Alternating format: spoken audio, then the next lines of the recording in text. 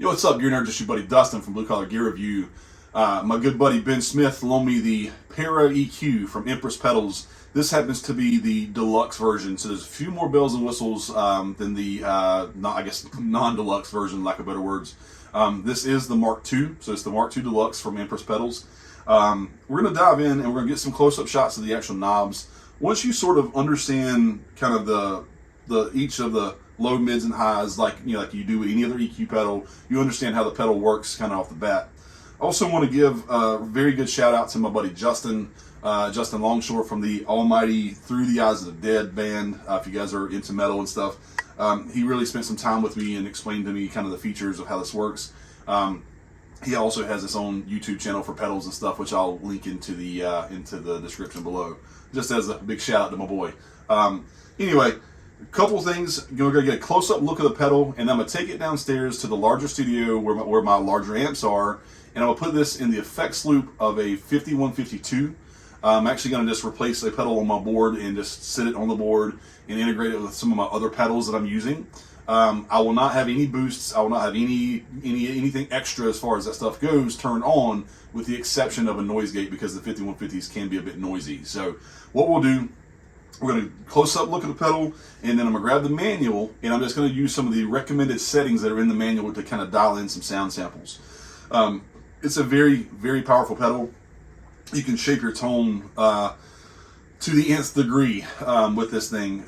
So again, I'm going to try to sort of stay neutral as best I can, and just kind of give you some quick ideas there. Thank you guys for watching. We'll see you on the back end.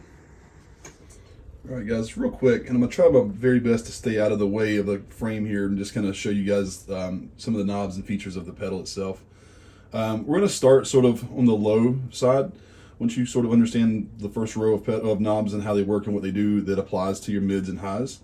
And then you get into what you kind of consider your low pass and high pass kind of settings as well, with the kind of your shelf, if you will, to kind of cut and tame certain aspects of your low and highs and even your mids within the pedal. So starting from top to bottom, you have your low Q, how wide, how narrow that Q sound is in your mix. And if you're sort of trying to target a specific frequency and sound, you have a lot of range there. Then you have your low frequency and low gain. In other words, how little low you want, and how hot you want that low to run in your sound. Once you sort of understand that, it all sort of applies to the three sections of the EQ band. Those of you who are familiar with like MXRs and things of that nature, very similar kind of, from your low to high range as you get across the pedal itself, and a ton of kind of ways to sort of scoop or boost your mids or whatever you want to do. And then you can actually dial in a little bit of a boost itself, almost using the pedal kind of like a solo boost if you wanted to do that. Complete bypass, and then you can turn your boost off and on. So you can have the pedal on itself running your EQ, then you can hit that boost and kind of give you a little standout sound in your mix if that's what you're going for.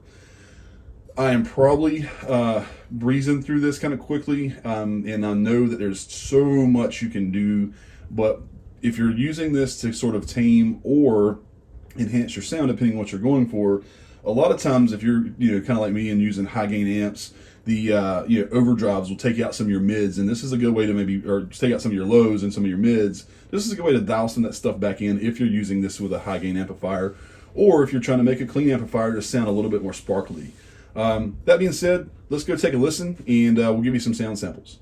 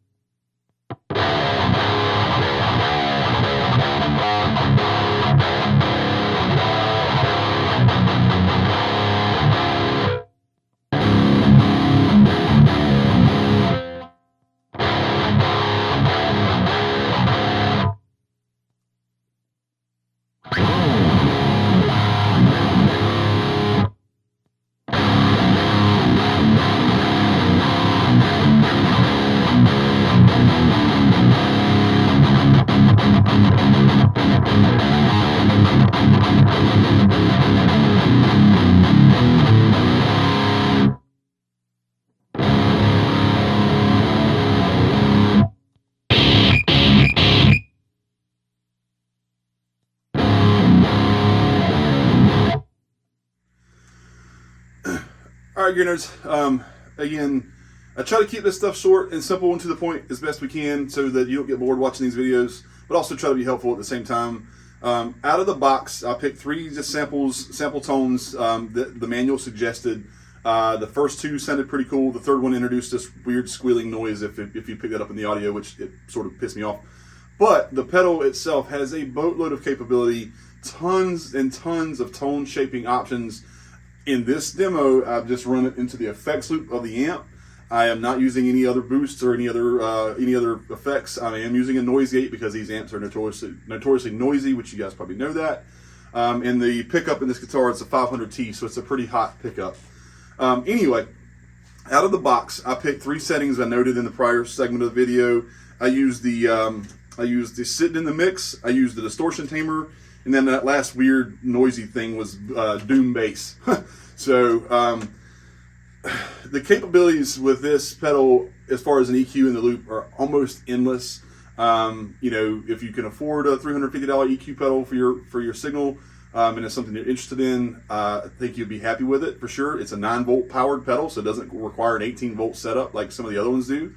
And it's a really good unit. So tons of tone shaping opportunity there. And I hope this video is helpful if you're kind of considering something of that nature. Thank you for watching. We'll see you on the next one.